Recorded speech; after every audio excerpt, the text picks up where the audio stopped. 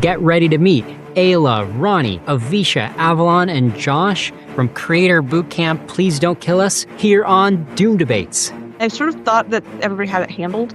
And then I was like, okay, wait, I feel like I'm surrounded by social incompetence. Maybe I should do something. Kind of an equal partnership between you and Aella. I would say that she gets like 95% credit for the vision, and then I get like 95% credit for running it. Don't tell her I said that though. Day 8 of dressing up because if the AI apocalypse is coming, might as well dress cute. That's funny. I do have one criticism that I want to give. So there were parties with 200 to 300 people, and they had... Well, creativity, sometimes helps creativity. Who knows? Avisha made the most popular AI safety video of the bootcamp. Their worry about AI is things like the economy and water. This is what our first drinking water is going to look like, all because of AI companies. Nope.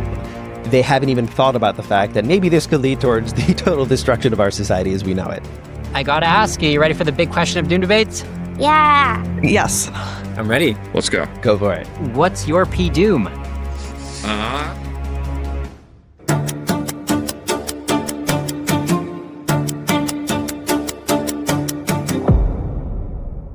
All right, Doom Debates viewers, we got an amazing episode for you guys today. It's all about the Please Don't Kill Us program that just wrapped up at Lighthaven in Berkeley, California. Aella and Ronny put together basically an influencer house, but not in LA, in Berkeley, California, home of Less Wrong and Miri, the Machine Intelligence Institute, not where you normally see viral content getting produced, but they successfully brought together dozens of content creators and challenged them to put out one video a day for an entire month and garnered over 100 million views. This program was a huge bet to make. It took a lot of effort to run, but in my opinion, it's been a big success that smashed the Overton window and is helping bring AI existential risk discourse into the mainstream. So today on the show, we're going to get to talk to the co-creators, Aella and Ronny, and we're going to get to interview 3 different content creators who are part of the program, a very diverse and interesting set. Now get ready to meet Aella, Ronny, Avisha, Avalon, and Josh from Please Don't Kill Us here on Doom Debates. We're here with Aella, a pseudonymous writer, sex researcher, data scientist, and one of the most prominent members of the rationalist community. Her Substack, Knowing Less, has over 125,000 subscribers, and she has 250,000 followers on X. She co-founded Please Don't Kill Us, along with our other guest, Ronny Fernandez, who is also Aella's agent/manager. The program, Please Don't Kill Us, brought together over 50 creators to live together for 1 month in Berkeley, each producing one video a day. There was no requirement to talk about AI existential risk, but it was encouraged with prize money. They had mentorship from celebrities, creators, and AI safety researchers, including Grimes, JJ McCullough, and CJ the X on the media creator side. It also included Eliezer Yudkowsky, Rob Miles, and Jeffrey Laddish on the AI safety side. Please Don't Kill Us has been one of the biggest experiments to date to make AI X risk reduction a mainstream topic. I'm excited to hear how it played out from Aella's perspective and what she's learned about moving the Overton window on AI Doom. Aella, welcome to Doom Debates. Cool. Thank you for having me. I've been hoping to talk to you on Doom Debates for a while because way back in the early days of 2020, I already saw that you were starting to tweet that you were getting personally freaked out about AI Doom. You remember that?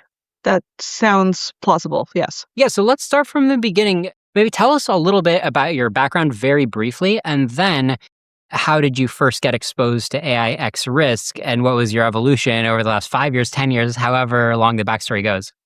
My background is primarily sex work, that for almost all of it. But I also was going to rationality meetups starting in 2015 and reading, I've been reading Less Wrong before that. And so it's sort of in the water supply, and I never really engaged with it because I don't know, it just was outside of my interests. But then eventually I started having more serious conversations with people kind of around 2020-ish. Yeah, okay, so you're saying kind of first exposure, maybe 2015, but then 2020, you just had enough people around you where you started thinking about it more, and then you're like, oh crap, this isn't good. Yeah, it helped that I started dating Nate Soares in 2020. Right. I think president of Miri, right? Yeah, I started dating that guy. And then around that time, it's all these conversations that I kind of had, but not really. And then with him, I was able to sit down more. Then it got more serious or something. Yeah. Well, that doesn't work for my wife. My wife doesn't think about AI Doom that much, even though I'm the host of Doom Debates. So Nate's probably got a stronger influence than me. Yeah. Well, I mean, it helps that I was already immersed in rationality quite a lot by that point. Yeah, fair enough. We'll probably pull up the tweet. It's remarkable for how early it is for the most important topic ever that the whole show is about. Just bringing it up, they're like, hey, this looks bad, right? Like the current situation, like it looks bad. Aella, do you agree with the general mission of Doom debates to just raise awareness of like how late in the game it is and how bad it looks? I personally am on, obviously, the side of pro raising awareness about this sort of thing. I don't think it's like really sustainable to do this in a way that like does not directly engage with like the majority of people. Hell yeah, exactly. Right. And Please Don't Kill Us is a very direct expression of that. I mean, I would describe it as very much an awareness raising program. And as I was telling Ronny and some of the creators, it's really a Overton window moving effort, right? It's just making it like acceptable, and it's establishing patterns and social proof that like, yep, we talk about this now, right? Yeah, absolutely.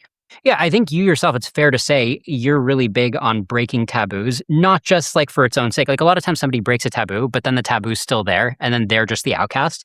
But in your case, it feels like you break taboos in a direction that tends to move things forward, right? And then like 5 years pass and then it's not even taboo. That's such a nice. That's like one of the most flattering things someone's ever said to me. That I single-handedly managed to shift the Overton window. I don't know to the degree that's true. I think culturally we're actually, because usually the drum I'm banging is about sex positivity stuff. I think culturally we're actually sort of shifting away from that. But I hope locally I have been able to help.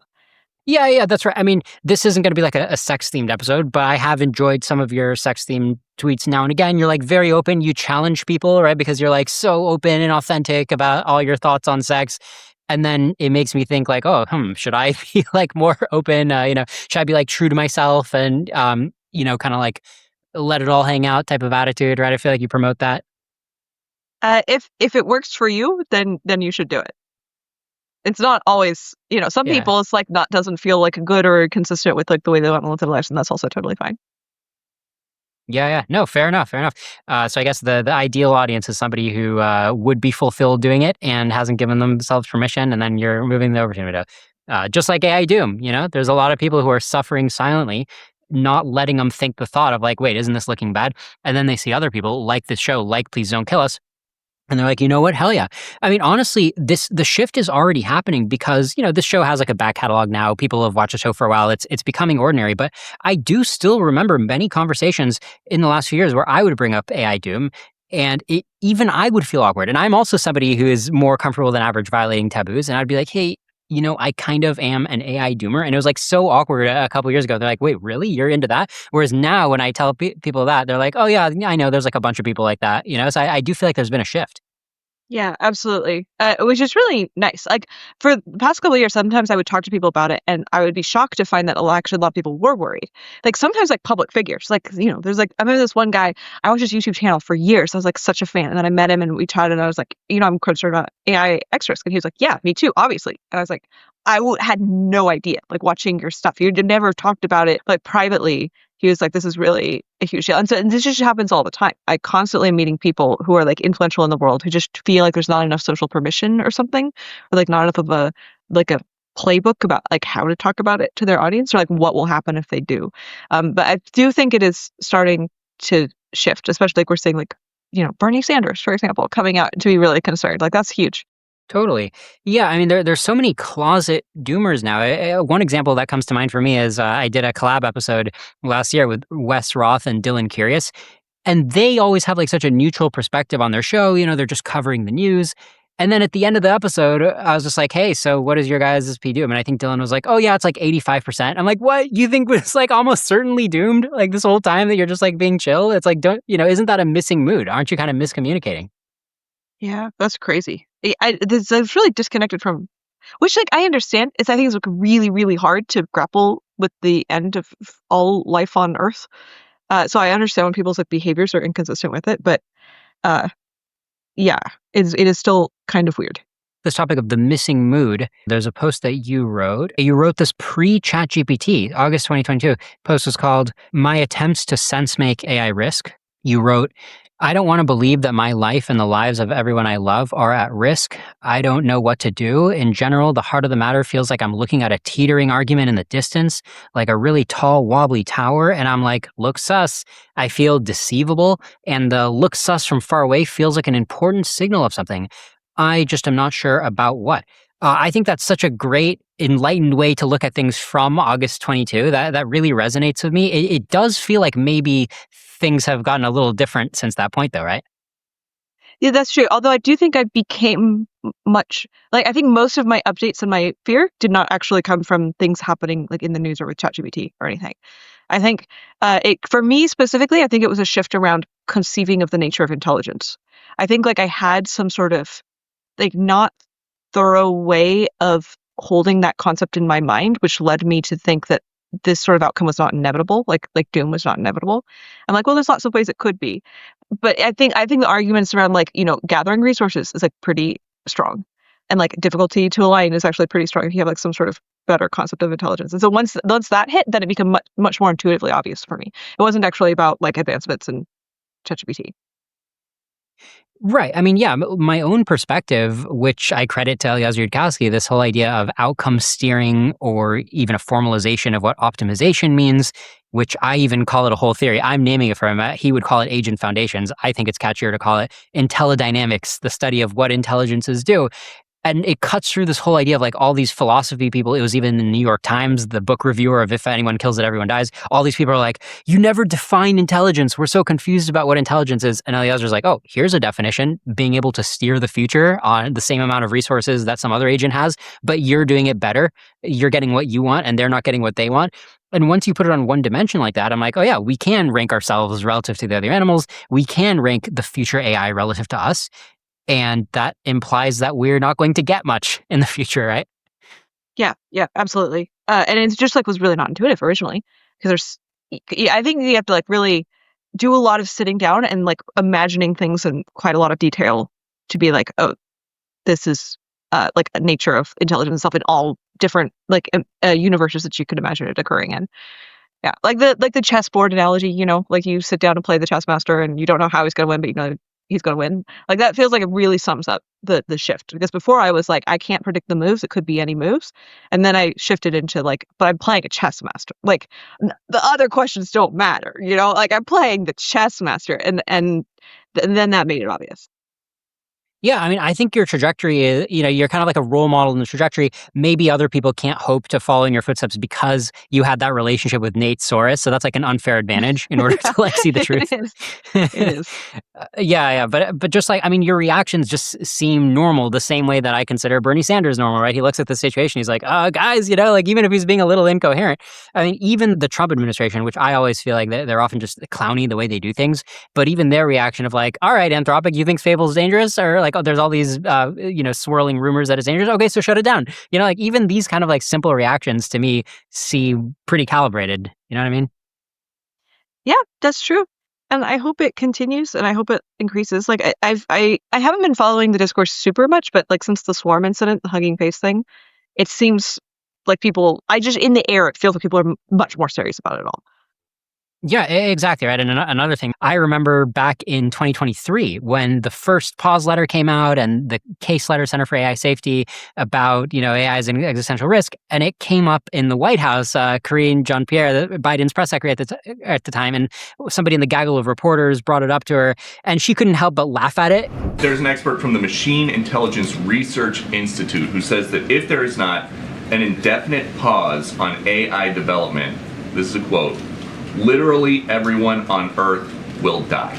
Your delivery, Peter, is quite something.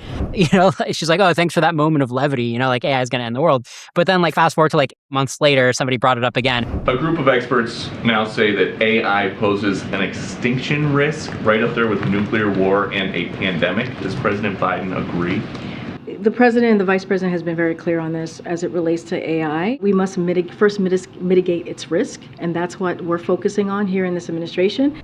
And she was like totally serious about it, so like it is kind of crazy. Like we are kind of evolving the social, social proof pretty quickly. Yeah, I hope so. It's like sad. Like I think timelines are probably short, but it is nice that it is easier to cause people to take it seriously now with like evidence of things that are happening. Exactly. Now, this brings us to 2026. Please don't kill us. So I guess this was, if I understand correctly, you were just looking around and being like, okay, we got to shift the mood faster. Like, sure, it's kind of shifting, but we don't have much time. So how do we like blow open the doors here where people who just reach normal audiences, the kind of audience who are just like talking to their relatives about like AI water use, which we don't see as like the most important issue by a long shot, right? Like, how do we break into their bubbles? I think, is that where you're going with Please Don't Kill Us? Yeah.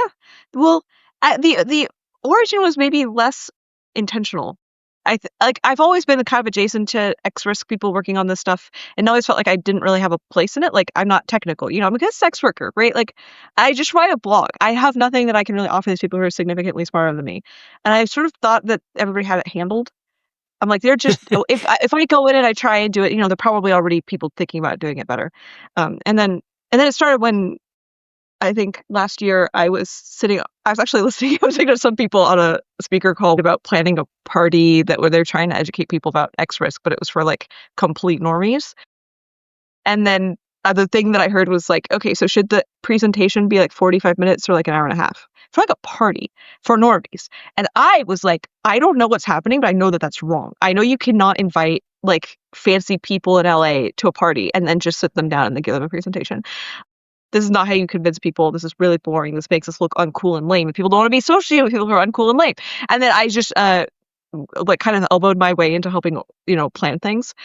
And then after this, I was like, okay, wait, I feel like I'm surrounded by some kind of social incompetence. Maybe I should do something about this. And then that caused me to go through a chain of like trying to think of ideas. Like, how do we solve this communication thing? Do we throw like a series of events? Like, do we throw a series of parties where we do the communication better and like make it cool? Like, how do we get in contact with people who are influential? And then eventually this trickled down in a couple different iterations. And eventually I hit on the idea like we should probably do a creator bootcamp. And then we had the inspiration from Inkhaven, which did the blog post a day. We're like, what if we did that, but like for short form content about AI X risk? That's how that happened. Interesting. So it's one of those situations where the inspiration is that you notice somebody doing something naively. It reminds me of how they say, like, yeah, if you want to get a really intelligent answer to your question on the internet, just go in there and act like you know the right answer, but like make an idiot of yourself. And that's when you'll get like all these great corrections, right? So you basically think that some people were doing like a really naive way of trying to communicate to the LA power circle. And you're like, no, we got to rethink this. Yeah, basically. I just had like suddenly the overwhelming sense that like I think I can see a gap that I think I know how to do better than what's currently being done. And that was like all I needed. But before then I just felt like I just didn't have a place. Okay, so you decided to do this, and then how did you team up with Ronny Fernandez?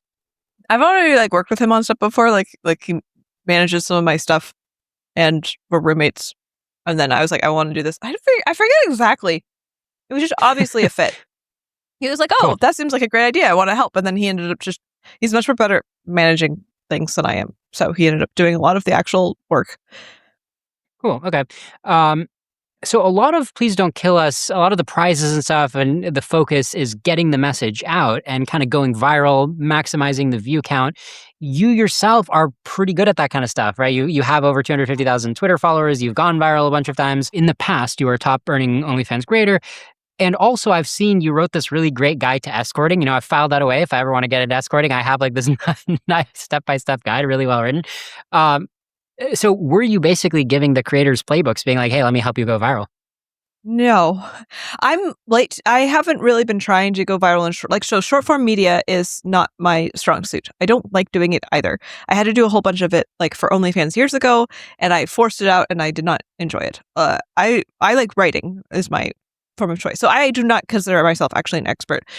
I'm pretty good at attention, and I have talked before like to creators about how do you think about the kinds of topics and the kinds of framing that will go viral, but not with videos. So I was trying to bring in other people who are better at it than I am. So you ran Please Don't Kill Us. All these creators came in. You had a very interesting application process. It feels like you reached far and wide. You got into these news circles. How did the event go? What was it like? How did it compare to your expectations? What surprised you? It was great. I think it was better than my expectations. It did. I love the vibe. So I've been at Lighthaven, which is the venue we ran this at. a lot. I co-work there sometimes. I've been there for many, many events. And this was by far the event that felt the nicest to me in terms of vibe. It was just extremely alive. People were up late talking passionately around the fire all night. People were you're just sitting there like getting coffee with your friend, and then like somebody like runs by in a costume, wielding a fake sword and then like screaming something absurd. And you're like, what's happening? I don't know. But this is happening all the time. It's just a collaborative creative energy to do cool stuff, which I think is wonderful. The goal, I really pushed personally for the goal to not be strongly about X risk. I wanted there to be a lot of education about X risk, but people were not required to make content about it, because I don't think creativity works like that. You can't like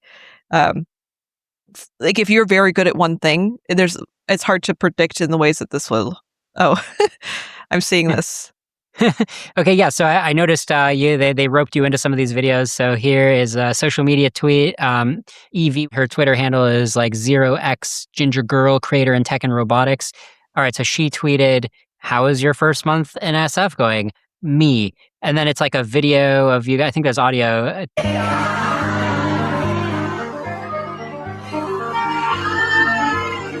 Okay, cool. So this is like a classic short form TikTok style where you guys are basically doing like a no. I mean, I'm not like a connoisseur of short form media here. Okay, I'm like the least savvy audience for this, but it sounds like you guys are saying like no AI, right? In like an easily digestible form. Yeah, an AI. It became a meme there. All right, nice. And so yeah, this is, you were participating, and I saw Eliezer Yudkowsky and Nate Soares were participating in a bunch of the videos. So I mean, look, the content is wide ranging. It feels like a lot of it is like only slightly viral, you know what I mean? But we also saw like some of the big hits. So I mean, overall, what is your assessment of like the virality achieved? In hindsight, I actually think I'm banking a bit less on the virality as purpose of the program or something. Like one, it alerted me to some individuals in the program that I think were quite good, that I think I'm going to try and pull out for future stuff. I think one person got hired by Miri, for example. And two, like it established a lot of really strong relationships with existing creators that were strong, like mentors or people who came in with a very large following. And two, it like got some people who maybe have large followings and then integrated them into a social group in which like we were talking about X risk all the time. So there was like a strong cross-pollination of like education going on for people who already had audiences. And then also, people who are already X risk pilled at like cross-pollinated exposure and like practice and education about how to do videos really well. So I think like the cross-pollination actually feels like the more important part of it. And the virality itself is like, cool. It's cool. And like there were a couple AI X risk videos that did really well. But it's like a little, like maybe number 2 or 3 on the stack of why I think this program was effective. Yeah, I mean, I think that it was good and definitely worth doing. If we narrow the blinders to only be like, okay, how many views did you generate? I mean, there's still like 100 million, so I wouldn't say it's bad. It's not necessarily like on the high end of what we would have hoped for, right? So let's call it like moderate. That said, the reason I would classify it as a success is because I do think you guys successfully moved the Overton window. I think you guys have given permission for so many other experiments, because now anybody else who wants to do anything in this domain, like, hey, I want to make a music video where I get a bunch of people dancing and talking about AI Doom and, go out of my comfort zone. It's like, okay, that's fine. You guys already demonstrated that that's like totally fine and people appreciate it, and you don't get like harshly judged for it. That you've created a reference point moving the Overton window. I'm over here in Doom Debates. I rarely have a viral episode of Doom Debates. I like to think that people can refer to these episodes and be like, hey, look, there was this time that this person who used to work at Anthropic or Google DeepMind or OpenAI came on Doom Debates and said that his P2 is like crazy high. So like these insiders have a high P2, so I like to think I'm moving the Overton window, even if you don't purely measure Doom Debates by view count. Yeah, that sounds right. I mean, it takes like all types. Like I really believe in that you can't like predict what's going to do well, and you shouldn't operate as though you can predict it or something. Really, my philosophy is you just have to get the right ingredients and then put them together, and then you find out what people value based off of those ingredients. And so that was the goal with PDKU. And like, with Doom Debates, you have like, it turns out that like a clip of like an individual person stating their PDUM, like maybe it turns out that is the thing that's important. And for a lot of these things, it's really hard to predict in advance what the value is that you're going to get out of. You sort of have to like pick really wonderful things, put them together, and then trust the process, and then follow the promise of whatever comes out. Yeah, I think you and I have both noticed this effect on social media, where one of the best ways to go viral is you basically post bait where everybody loves to dunk on it. And then like the quote tweets are going viral of like how ridiculous people think you are. But then you also have the supporters. Like the best way to find the most supporters is to be the most viral among the people who think you're being so dumb. Yeah, to be clear, almost all the time this happens to me, it's not intentional. I do not actively aim to go viral via dunking. Okay, yeah. I mean, for me, the classic example was when we did some AI protests. Like, I remember we did like a big one in 2024. Like, and it was like me yelling in a bullhorn outside of Anthropic's office. Anthropic AI! Reckless! Dario M-Day! Reckless! And I posted it on Twitter, and at first it just like some of my friends gave it like a few likes, and it was just sitting there. But then a few people like picked up on like how much they think we're being dumb, and that's when it really started getting like a ton of attention. And then that's when it actually circled back, and like a bunch of Anthropic people saw it and did like some soul searching. So, you know, you can't underestimate people dunking on you as the viral channel. I mean, that is true. I'm like down for people like debating a thing. I enjoy discourse. Yeah. Which is great. Do you have some thoughts on round 2 in terms of like the kind of content that you'd recommend people do, or like lessons you would apply? What do you think about that? My sense is we're probably actually not going to change it that much. When we did round 1 and we were going through the applications, we had quite a huge number of people who were worried about X risk. And then to my view, not enough people that were just doing interesting creative stuff. And I'm like, really want a lot of the interesting creative stuff. So if you're watching this and considering applying for PDKU round 2 and you have like the ability to be creative without any interest in X risk content, although if you're watching this, you're probably interested in X risk content, but still, like probably you should lean into the weird creative stuff. I think it's like, it's actually really hard to find, and you like need it to skyrocket the other important stuff forward. It's like the fuel that you make the engine go on. But yeah, I think it's gonna be very similar in general, because to me, like the value is, like I said, the cross-pollination and also like the discovery mechanism. And it's really, it's already very fantastic about those things. Nice. Okay. What do you think? Some of the people I talked to were like, they thought that there was a little bit of good hearting, like a conflict in some of the incentives, because some of the incentives were like, oh, you can make anything and we'll reward you for having a lot of views. And they're like, well, wait a minute. So the AI X risk is actually a disadvantage, right? We should just like talk about something, that whatever plays well on TikTok and forget about AI X risk. Do you think you would tweak the incentive so that it's more like aligned with the main focus? I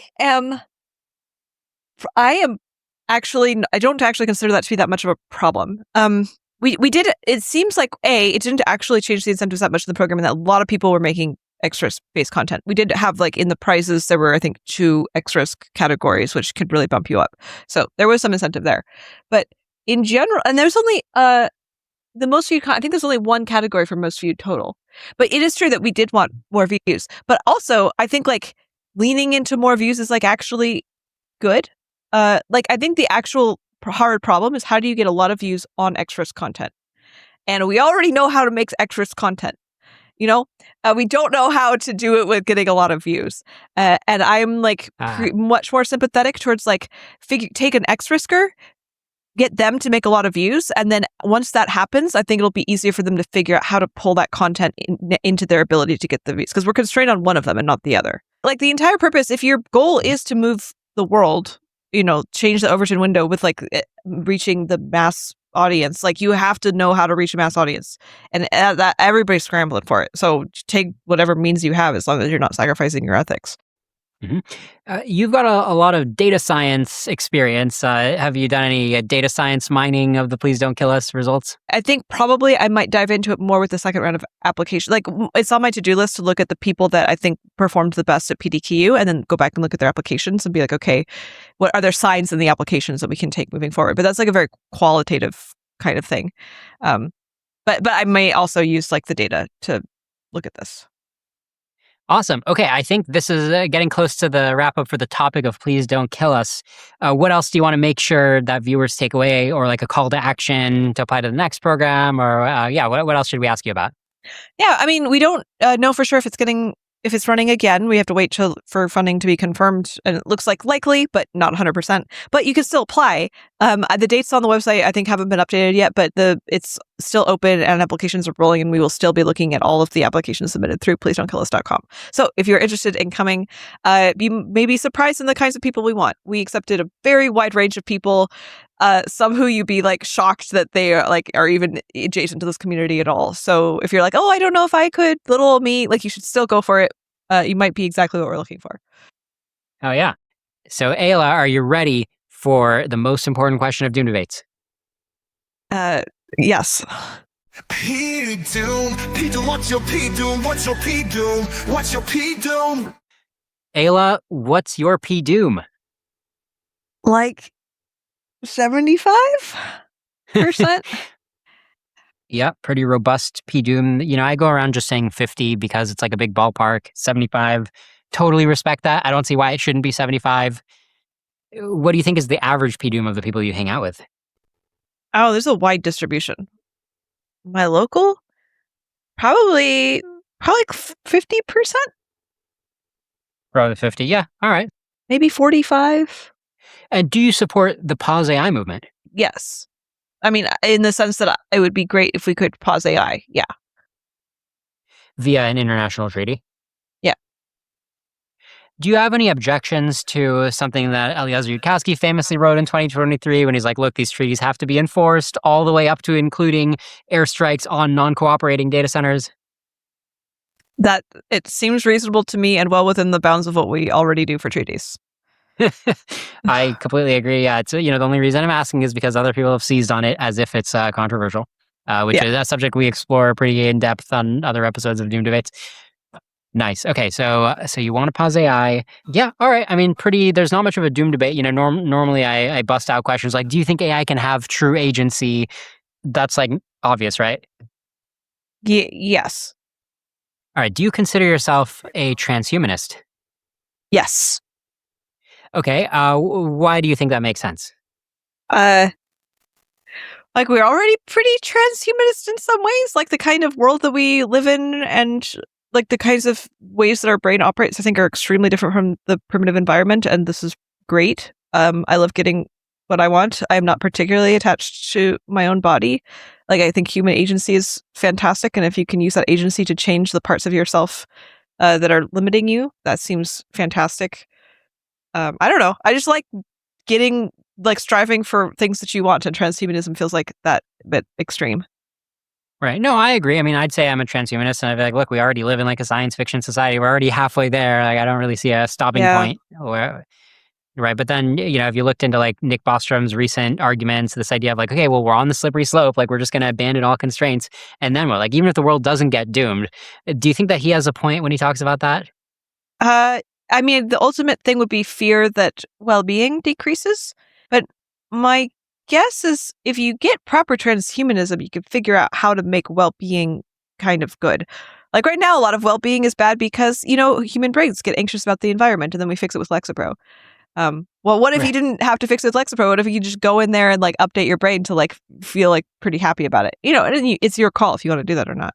I don't know. My ultimate goal is well-being. So if he's arguing that like we're afraid that it might decrease well-being, then I think that's like a reasonable fear. Right. I mean, I'm on the same page because, yeah, you could ask like, isn't it going to be a problem when we have no more problems? And I'm like, yeah, but I feel like the sum of all the problems is probably bigger than the problem of having no problems. Like, I feel like we can go from there. I think it's generally cope when people say that. You can always invent more problems. That part's not hard. Yeah, it just reminds me of how people are like, oh yeah, AIs are solving all these questions. They're answering all these questions that humans can't answer. But you know what's the real genius? Asking the question. And I'm like, no. Answering the question tends to be a lot harder than asking. Like you can. Yeah, that's true. What do you think about AI girlfriends and boyfriends? What's your perspective on those? I'm actually pretty sympathetic towards it. I think it freaks people out because it feels like it's providing asymmetrical nutrient. But assuming AI doesn't kill us all, assuming glorious transhumanist future, I think it's very plausible that AIs can provide actually a well-rounded set of nutrients that leads people to better, more fulfilling relationships. I don't care if it's, artificial or organic. Yep. Okay. You've also posted on the topic of engineering smarter human babies. I think you wrote something like, yeah, you generate a bunch of embryos, you test them all, and then you select the best one. Do you think that's a reasonable strategy for engineering smarter human babies?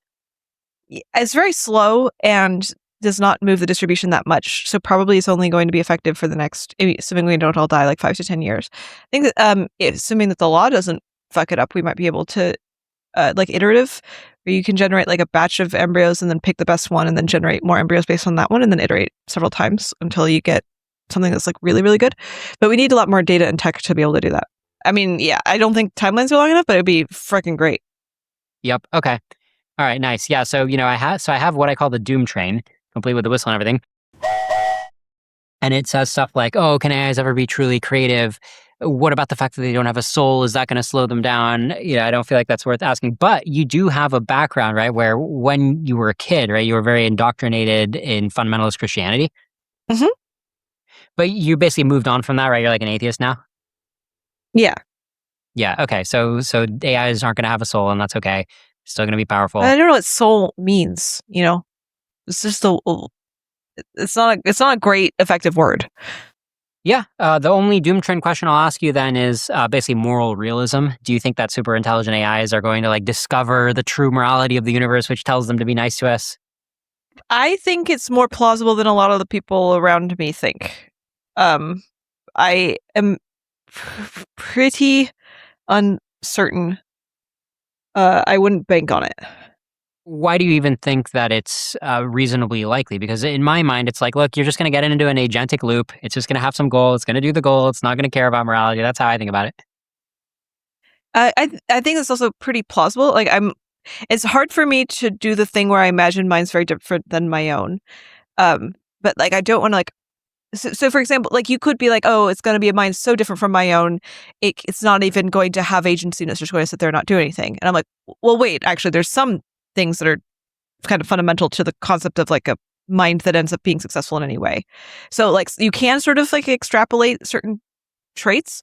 And it is unclear to me the degree that this is the case with morality, because a lot of like our conception of morality seems to come from like the primate evolved in the forest and has to be social. And then we have instincts to be nice to each other. And then, we think that this is good. I think it is maybe plausible that like this could extend, but like not. Like I said, I wouldn't bank on it. I just feel very confused about the whole thing. In general, I find the orthogonality thing pretty convincing. Right. Yeah. Pretty convincing that any morality can go together with any intelligence level. So you're certainly not counting on the arc of morality bending toward goodness. You're like, yeah, maybe it will, but it would be a flimsy thing to like rest our future on. A lot of my like, we're not doomed odds come from like a world in which there does emerge some kind of like interest in consciousness. Yeah, but it's not high.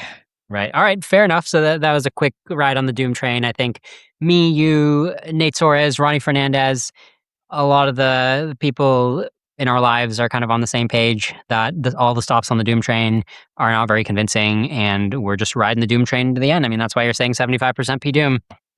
Yeah. Yeah, it's a lot higher than I would like it to be. Yep. All right. That's a good note to wrap on, guys. P Doom is a lot higher than we'd like it to be. Aella, thanks so much for coming on. Everybody check out Aella on Twitter in the show notes, and check out Please Don't Kill Us. Yeah, thank you for having me. This was great. I like what you're doing.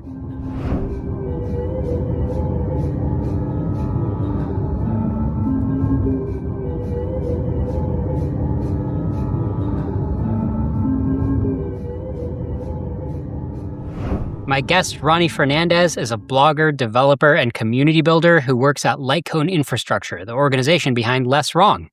For the last 2 years, Ronny was the general manager of Lighthaven, the world-famous hotel and event space in Berkeley, California, that's owned by Lightcone Infrastructure.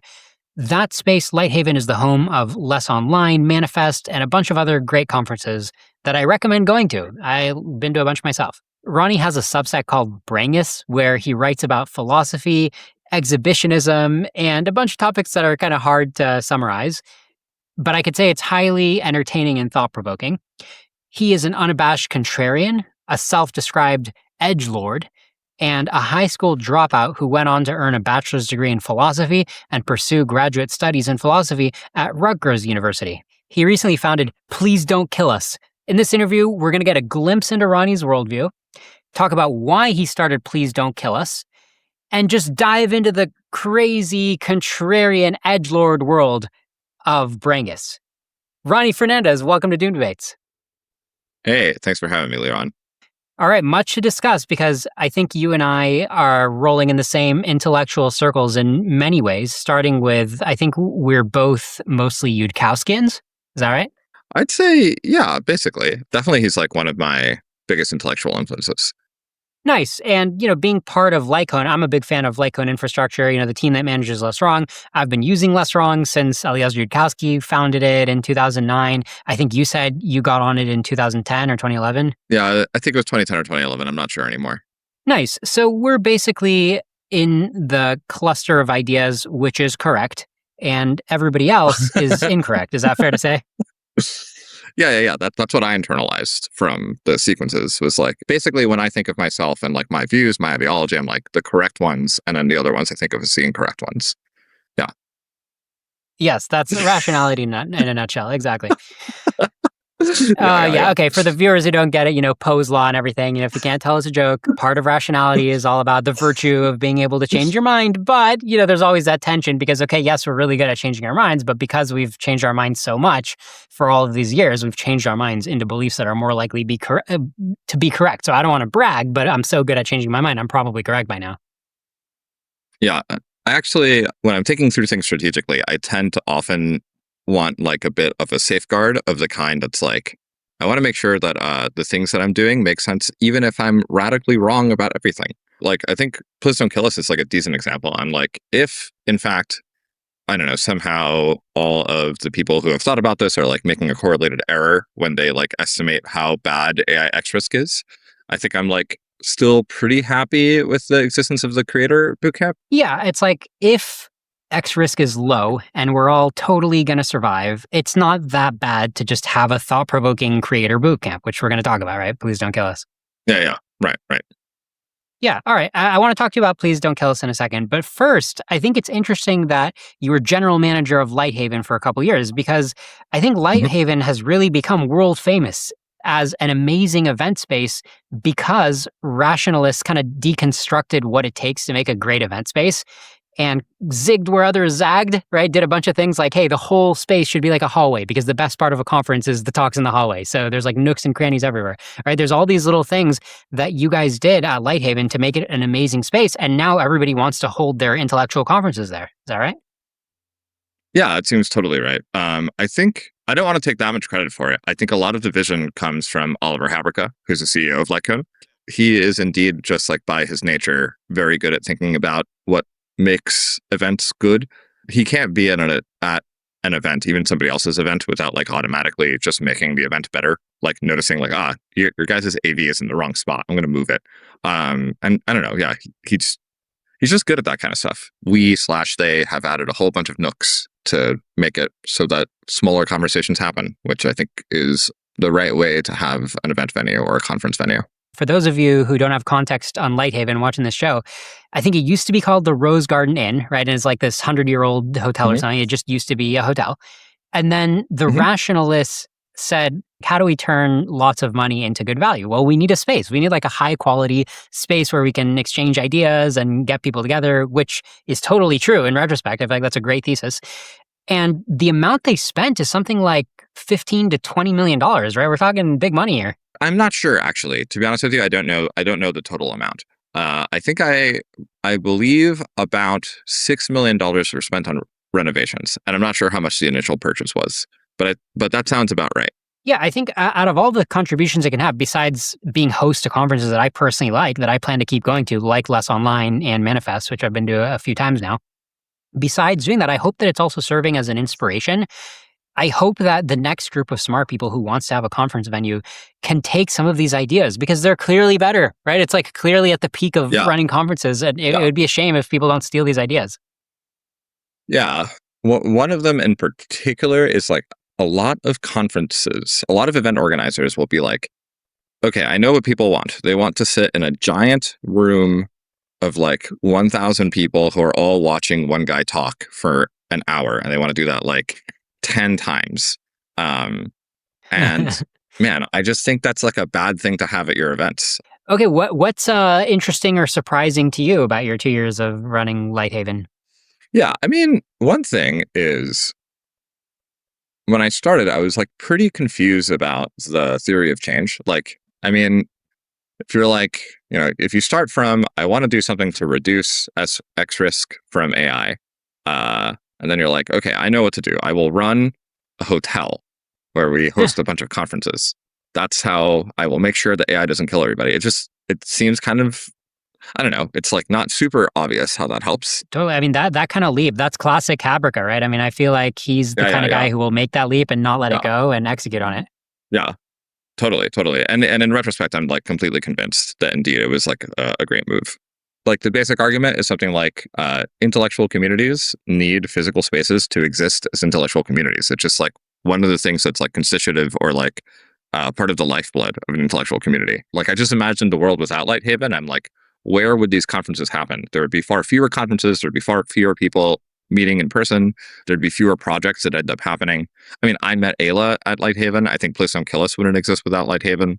Yeah, just do that hypothetical of like where would our community meet? The only thing that comes to mind for me is much smaller, Astral Codex 10 and less wrong meetups, which would just happen at like somebody's house generally, or like a coffee shop or a park, which is, it's an uninspiring venue. It's not really good for hundreds of people.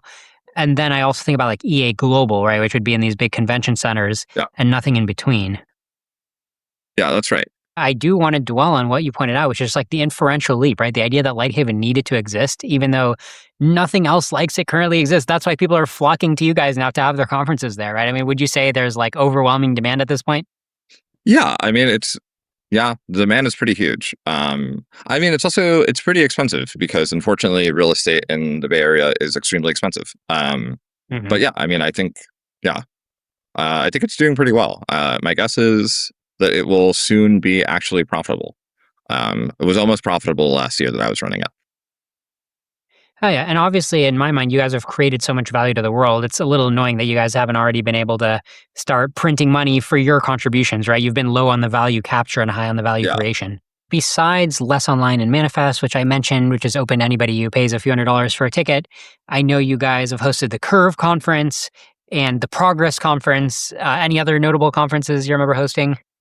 Yeah, there was this conference that we recently hosted by, what's his name? Tim O'Reilly. And I don't know, that's a conference that's been going for a long time. And I think it was cool that it happened at Lighthaven. Nice. Yeah, that rings a bell in terms of like, that's when Web 2.0 was invented, right? At Tim O'Reilly conference. Yeah, that's right. Yeah, I mean, there's so many. There was a control conference, which is like Redwood, I think, ran a conference at Lighthaven, which was like about their research program, which is like controlling AIs in various ways to try to get useful work out of them, even if they are misaligned. But yeah, there's been a lot. I'm pretty happy about the distribution.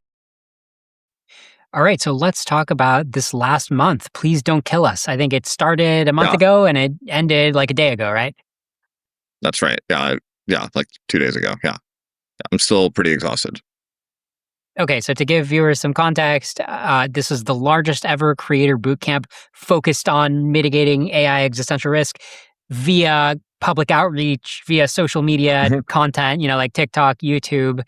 How many creators were going there, and what kinds of creators? I think it ended up being 57 who were fellows, and then there were a lot of other people who we invited to just come by.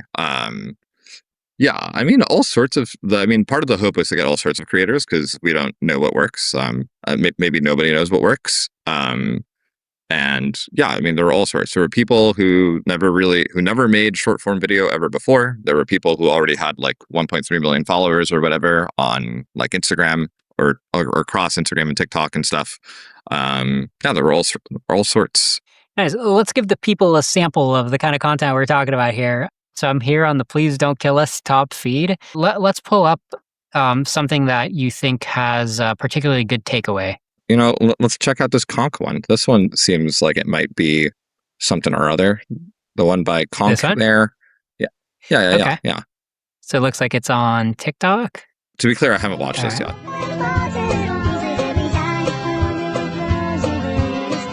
All right, so we're looking at Dario Amodei, Sam Altman, and Demis Hassabis, and there's like, I don't even know what you would call it. Is this an anime of K-pop? What am I looking at here? Yeah, seems like some dancing anime girl in front of nuclear explosions. Okay, So I mean, this is kind of funny, right? I mean, look, I am also a content creator, right? And this show is like a sober discussion. It's long form. And I think we're crossing to the very opposite end of the spectrum in terms of types of content, right? I mean, we're looking at something that seems to be like a 5-second loop or something, right? And it's like, it's very much like whatever they call it, you could call it slop, or you can call it, it seems like something that would play while you're also like reading something else, right? To like distract you. Like it's very low cognitive load or whatever it is. But like the only part that's confusing me, like I get that it's kind of like random and entertaining. How is this helping the movement? So, I mean, this one in particular, it's very clear product placement, you know? right, because it's if anyone builds it. I see what you're saying. So the naive content creator would take the book "If anyone builds it, anyone dies," which is like in the two corners of this video. The naive creator would just put it in the center and try to sell it to your face. But the savvy content creator is like, no, you got to watch this anime, and then we'll also put the book like on the side subliminally. Yeah. I mean, look, I think the truth is I don't know what works. I heard about this study that a dude did where like he took a bunch of like unknown bands and put them on a website and put them on 2 different websites and then like saw which of their music like became most popular. And like on the different websites, there was like very little correlation between how popular a band was in one of the websites versus the other one. And I think that that's just kind of true. Like a surprising fraction of it is luck. One of the fellows that I thought did the coolest work was by someone named Tonchi, Tonchi. I think they did the best work that like on the object level is like, you know, good shorts explaining basic X-risk stuff. I can tell you one that I liked. Remember Josh Thor, right? He was part of your program. Oh yeah, he's great. He's also great. I think he does awesome videos. I want to get him a grant to keep making content. Yeah. Let me look him up on Twitter because you guys entered my content universe, right? I'm mostly on Twitter. Yeah, me too. So you guys influenced me. I ended up mostly seeing the things that were on Twitter. Yeah. I love that one. Point of view, your friend works in an AI safe seat. This one's also good. Okay, great. Here. All right, guys, this is one of the best content creations from Please Don't Kill Us, in my personal opinion. It's called Last Year Alive.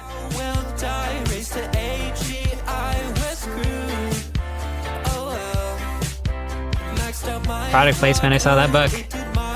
If anyone builds it, everyone dies.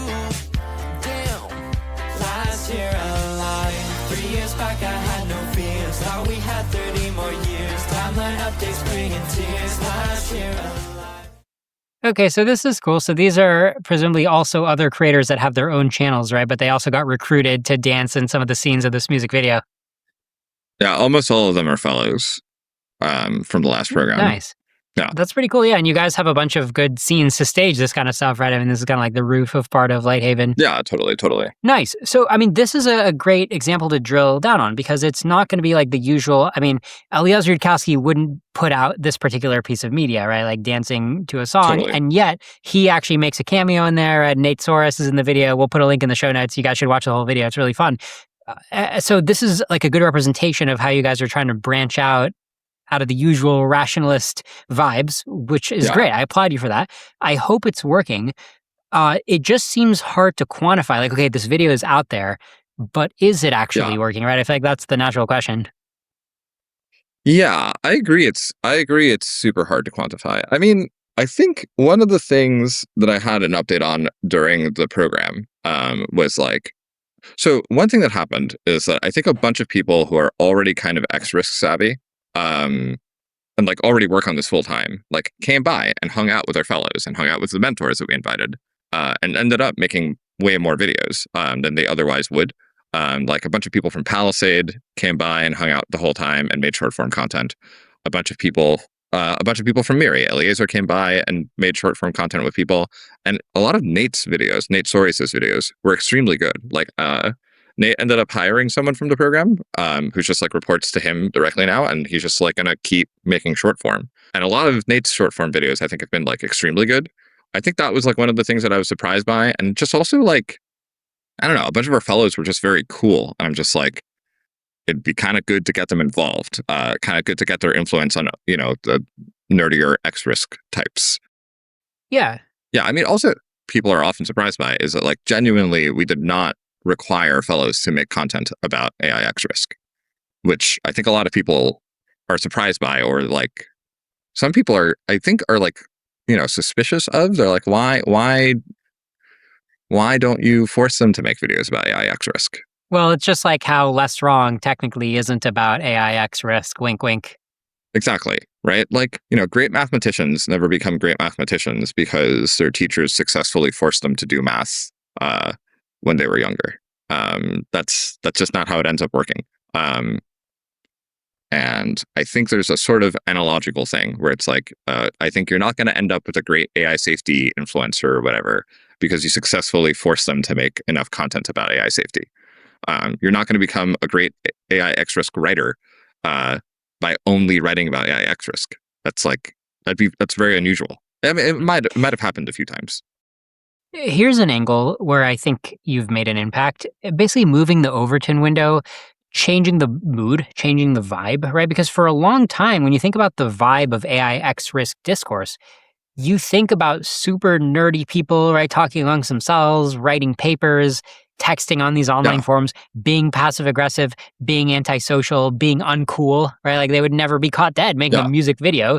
I mean, even what I do on this show, Doom Debates, is I already take things to the level of infotainment or a little bit like a pundit show, although the actual level of discourse is higher than a pundit show. But I'm already introducing a new vibe to it myself. But I'm certainly far removed from the vibe of dancing and TikTok. So there's plenty more vibes that you can break into. And I think that's what you've done. I think you've shown people. And the Nate example is perfect, right? Nate Soares, I don't think he would be pointing a selfie camera at himself and doing a dance, but I have seen him now in multiple videos essentially dancing. So I think you've really broken the Overton window in that sense. Yeah. And I think that's good. Yeah, I would be very happy about making AI X risk like 5% cooler and or 5% like more fun or something. When I think of moving the Overton window, right? I mean, the way it affects people, I do think this kind of effect is powerful, right? Because I think about it a lot. I try to do it myself. This idea that like, look, if all these other creators, right? If Josh Thor made a music video, like if Eliezer Yudkowsky does want to go take a mic and do karaoke or whatever it is, it does seem like that kind of move is going to be a lot more comfortable because people are going to think, well, look, 57 people did this for a month. Like, what's the big deal? It's not a big deal at all. Whereas before, I'd be like, this is so cringe. Yeah, I mean, I hope that that's one of the positive effects. Hell yeah. And so your co-founder is kind of an equal partnership between you and Aella, right? I mean, I would say that she gets like 95% credit for the vision. And then I get like 95% credit for running it. Don't tell her I said that though. Yeah, no, sounds good. Kind of, she's the Habrika and you're, kind of like in Lighthaven, right? It's like kind of Habrika's original vision, but then you ran with it. Yeah, that's right. Yeah, you're an execution guy. Surprising for a philosophy major, but she's a very interesting person, very intelligent. There's a lot of things you could say about her because she breaks barriers. One thing I'll say is that she was actually very early to the Overton window of being on Twitter and calling out how dire the AI X risk situation seems to be. Because I specifically remember, I think the year was 2020 when she got on and she's like, man, so we're really all going to die, huh? Like, it looks really bad. And she was like super early. It was even before I was tweeting about this stuff. And I'm like, man, major respect that you're coming out and saying it, because the taboo or the expectation is that like, it was just so unthinkable for people to be like, the world is ending, right? Like now you've all heard it a lot, but it used to be like very weird to hear. Yeah, you can always count on Aella to come out and say it. That's one of my favorite things about her.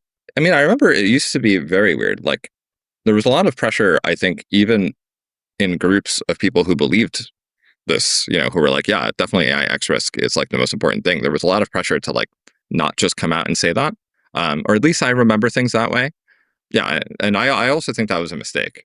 I think we'd probably be in a better position now if we had been cringier and writer publicly correct more earlier. I think taking the earlier cringe points would have been worth it. Okay, yeah, well, we're going to move on to some other topics soon, but I'm also curious, what was daily life like? So these creators would wake up and they'd be like, I think you had a rule where they had to deliver a piece of content every single day, correct?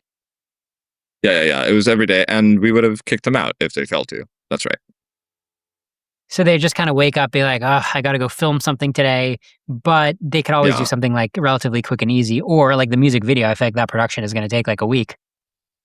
Yeah, totally. Yeah, I mean, a strategy a lot of people took was like kind of make relatively low effort things for like 5 days while you work on like a big thing that you're going to put out at the end of the week or something. I mean, the different types of content are like so different from each other. Different people took lots of different strategies. All right. Are you ready for the most important question of Doom Debates? Sure, let's go. P-Doom, P-Doom, what's your P-Doom? What's your P-Doom? What's your P-Doom? Ronny Fernandez, what's your P-Doom? Oh. I've been saying around like 60. I think I'm going to go with like 65%, something around there. Solid number, yeah. Yeah, I've been saying 50, but who knows? 50, 65, same thing. Yeah. I mean, it's not like it's not like I'm super calibrated with my credences, if I'm being honest. So in brief, very briefly, what is your mainline scenario, which is a Doom scenario, right? So tell me the story of like now until 2040 or 2050, what's going to happen? And of course, the end of the story is we're doomed because your P-Doom 65%, so your mainline has to be Doom. But tell me. Sure. Yeah, I don't know, mainline. I think most likely one of the current leading frontier labs keeps making a bunch of progress. I think we end up with something that looks a lot like recursive self-improvement. I think the first places to be largely automated are likely to be the AI labs, frontier labs, because they have access to the strongest models. So I think you'll end up with like more and more of the work that gets done at frontier labs, including the frontier AI research work, being done by AIs. Right. You'll end up with bigger and bigger clusters. And yeah, I think you'll end up with like the world looking really pretty friggin' weird. Like I think more and more of the economy will end up being things that people don't super understand, that are being kind of managed by AIs in ways that we don't super understand. And like, I think Claude will become more and more like one of the leadership, occupying a leadership role within like Anthropic or something like that. Or it's pretty plausible that you end up with a like pretty fast race between different labs going on recursive self-improvement. I think pretty soon you end up with something that's like ridiculously smart. You probably don't want to kill all of the humans right away because you need somebody to like keep manning the factories and the data centers. But soon after you have enough robotics that you can self-sustainably run the data centers and so forth, and factories to make more robots, you probably want to kill all the humans because they're one of the main places that risk of the kind that blocks you from taking over the rest of the universe comes from. And that risk, to be clear, mostly comes from other superintelligences. So if you're a superintelligence, one of the first things you want to do is make sure that there's not going to be any other superintelligences in your local cluster. And one of the main ways to do that is to, kill all the humans if you're a superintelligence on Earth. That's like one of the main places that risk from other superintelligences comes from.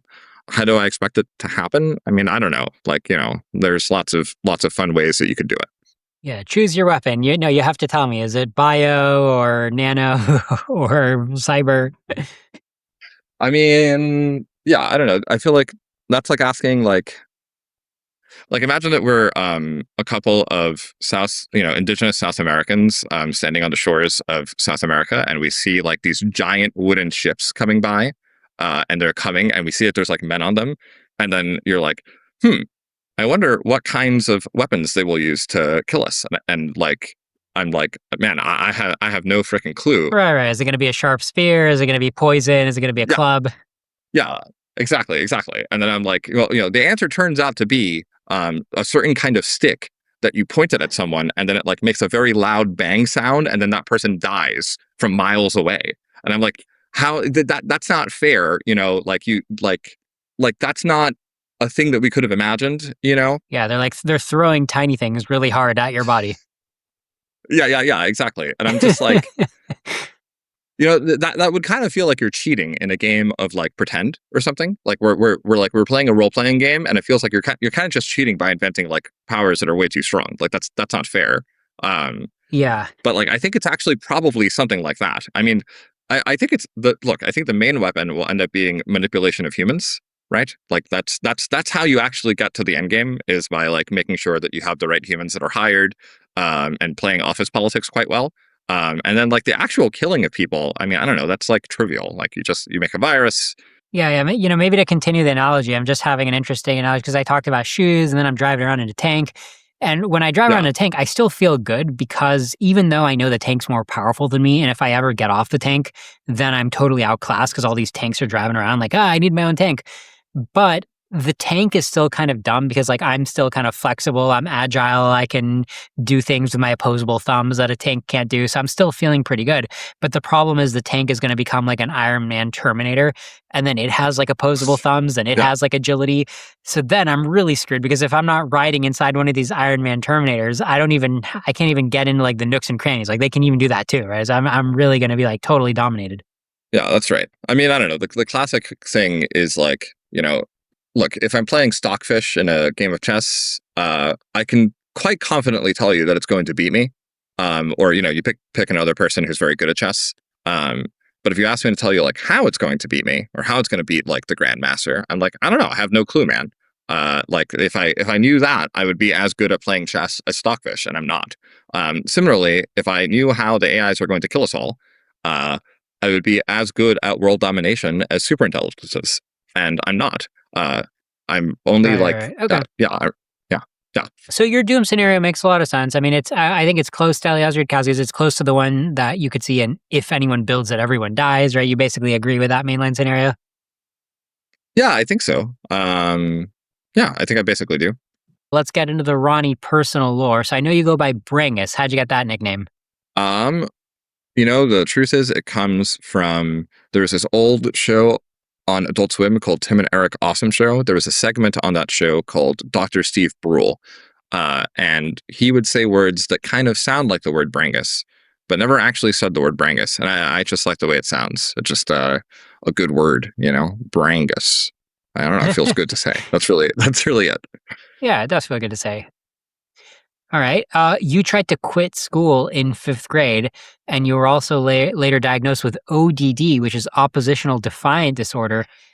Tell us about the story of stopping going to 5th grade. Well, I hated school for a variety of reasons, and I kind of just decided to stop going to it. Unfortunately, my parents were sort of classically liberal sorts of people, and they were like very sure to transmit these values to me. And they would say things like, you know, your body is your property, and things like that. And that like the free movement of people is very important. And they regretted this quite a lot when later I was like, okay, so I would like to not go to school. Wow. Okay. I mean, most of us kids wouldn't have the guts to be testing authority so much, right? I mean, I know that when I was a kid, I was like, yeah, you get sent to the principal's office. That's so bad. You know, that's going to be horrible. And you're like, I'm just going to make my body go limp, see what happens. Right? Like you were really pushing those boundaries. Yeah. I mean, that makes it sound like I had a choice. I think like it is part of my psychology or something that, yeah, it was more compulsive than that makes it sound. Like that's just kind of like the way that I'm wired or something. So you agree with that diagnosis, right? Oppositional defiance disorder. Yeah, I can't. Yeah, I can't say that I think that was not a correct diagnosis. Don't you still have like authority that you have to respect? I mean, you know, you work for an organization, you pay taxes to the U.S. government. So are you trying to like get back at the man, or have you like made peace with not being oppositional? I think I've gotten better at things that like, I mean, I think I've always felt something like as long as like we're in a like consensual contract or something like that like gives you some rights and gives me obligations to respond to those rights over like what I'm doing. I'm like, that's totally fine. So like, you know, if we're in an agreement where like I am like doing work for you and you're paying me, I'm like, well, that doesn't count. That doesn't trigger me in the same way. I do still sometimes get into conflicts where I perceive the other party as trying to control me, and like my reaction is sometimes still pretty similar. I kind of wish it weren't so compulsive, and that instead it were just like a calculated thing that I do thanks to like doing some reasoning about what the best thing to do in this scenario is. But the truth is it's pretty compulsive. I'd like it to be less compulsive. That's the thing I'd like to work on. Okay, so you have like a compulsion to be defiant. You also have a couple superpowers. I mean, some people might say that they're superpowers that you don't want to have, but you have them. And I'm talking about the power to not feel cringe and the power to Yeah. not feel disgust, right? Those are like two Yeah. superpowers. And by the way, I think that I personally have a lot of the superpower to ignore cringe. I think I'm with you on that. I do think that I feel plenty of disgust, but tell me about your two superpowers. Yeah, I don't know. I discovered them on accident. I remember as a kid feeling like the reason that other people were pretending that like the smell of farts bothered them, and like me going along and like pretending that it bothered me or something, but like it didn't actually bother me. And there were lots of things like this, like when kids would like have a disgust reaction to something, like the other kids in school. I mean, I would just like kind of pretend to go along, but like I didn't really actually experience it. Yeah, the first time I smelled a smell that bothered me was the smell of a rotting dead animal. And that did actually like trigger a gag reflex, which was like a new experience for me. So I guess I have some of it, but like really relatively very little compared to other people. A similar thing happened when I was like also I think in 5th grade, where like there was this deli that would throw, apparently they like threw out giant bags of bagels that they made that same day, like just like excess, and they would throw them out in like the dumpster, and it would just be like this bag filled of like made today bagels inside of a sealed garbage bag. And I was like, holy shit, this is amazing. I can just like take these bagels out of this dumpster. Okay, if it was like 20 minutes earlier, somebody could have paid like a couple bucks for one of those bagels. Exactly. And then I would just, and so like I discovered this, and I like grabbed a giant bag of them. I brought them to like the park where like the other kids who went to my school would go. And I was like, guys, I found these amazing bagels. Like they were just free. And they were like, and I was like eating them, and I was like sharing them with people. And then they were like, where did you find them? And I was like, they came from the dumpster. Like they're just throwing them away. And then the kids went back and like told their parents, and then like again, Child Protective Services got called. They came to my house and they were like, why is this kid eating food out of the garbage? And my parents were like, he's just insane. I'm sorry, look around, there's plenty of food. But yeah, I don't know. I've always had conflicts kind of this kind. So what about on the cringe side of things? Are you currently doing something using your cringe superpower that's above most people's cringe threshold? I mean, I guess Please Don't Kill Us, it was kind of cringe from the perspective of the previous Overton window, right? Like you would never have seen Nate Soares dancing, right? That was too cringe until you blasted through the Overton window on his behalf. And that's the beautiful thing about cringe. I think we were all involved early in the AI protest movement. And I still remember those first AI protests on Twitter were so deliciously cringe that we actually got most of our exposure by people hating on it and dunking on it, right? Like that's the only reason why it got like 1 million views. When we did AI protests, we were literally like 11 people doing an AI protest, but we'd get like 1 million views because everybody was cringing. Yeah. I mean, to be honest with you, I haven't really conceptualized myself as having the no cringe response superpower, but now that you say it, it kind of makes sense. It fits. It sure fits. Yeah. I mean, I saw you lead a program at Less Online where you were being, very free, very authentic, but you were saying stuff that was like, normal, very blunt, right? You're being super blunt. Yeah. In a way that people would call like, no, why is nobody that blunt? I think it was fair to say that you were being cringe in some of the stuff you were doing, which would, no disrespect, it seemed to work well, right? It seemed like you kind of held the room, like people were enjoying it, but I think it's fair to say it was cringe. Yeah. I hear you. Yeah, I call it authentic, but I agree that it probably also is cringe. Yeah, I guess I don't know. Yeah, I mean, just to be clear, I'm only saying that because like I myself am also cringe in some similar ways, right? Like here on this show, right? I would argue the P-Doom theme of this show, a lot of people say are cringe. Yeah, I hear you. I'm not taking it that way. Okay, good. There's a similar thing amongst people with no disgust response, where we will, call each other disgusting as a sign of respect. Like, yeah, you dirty dog, you disgusting, filthy boy. Yeah, that's a compliment. Yeah, exactly. I mean, I think it's actually a helpful way to conceptualize myself. And I mean, for a while I was trying live streaming, and I think just like being a public personality, especially an unusual public personality, and I think probably the main place that it's actually it's just like I'm very open about my past experiences in my blog. And, I read about a lot of stuff that plausibly could be embarrassing or like self-degrading or whatever. And I think that's probably a place that that superpower has taken hold. And also, I just try to publicly be very honest about where I'm at and what's going on in my life and, a bunch of my faults. And I think that's probably also due to a similar thing. But I don't know. Maybe I should now that I can conceptualize it specifically as having a no cringe superpower, I should maybe I can maybe find other projects that are well suited to us.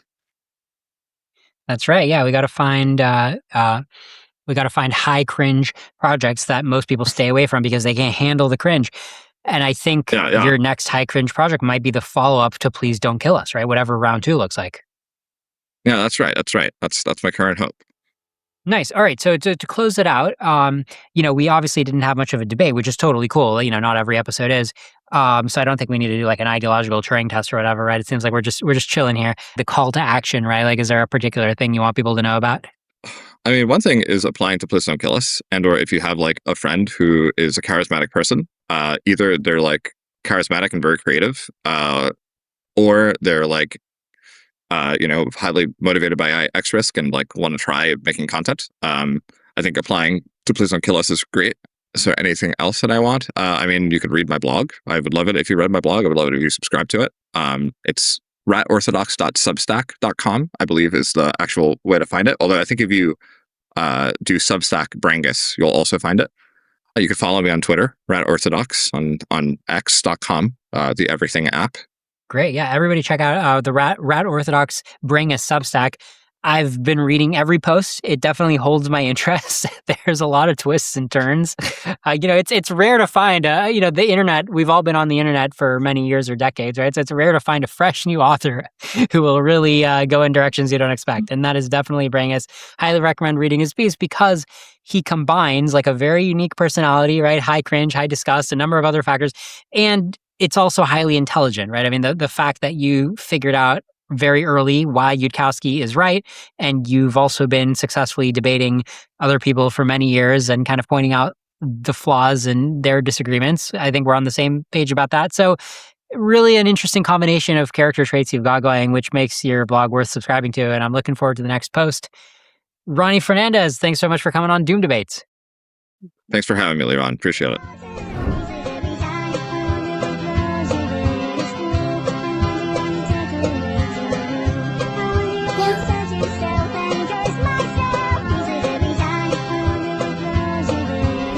All right, we're here with Avisha NessAiver, a biomedical engineer, science communicator, and the founder of Distilled Science, which provides expert consulting for scientific analysis and scientific evaluation.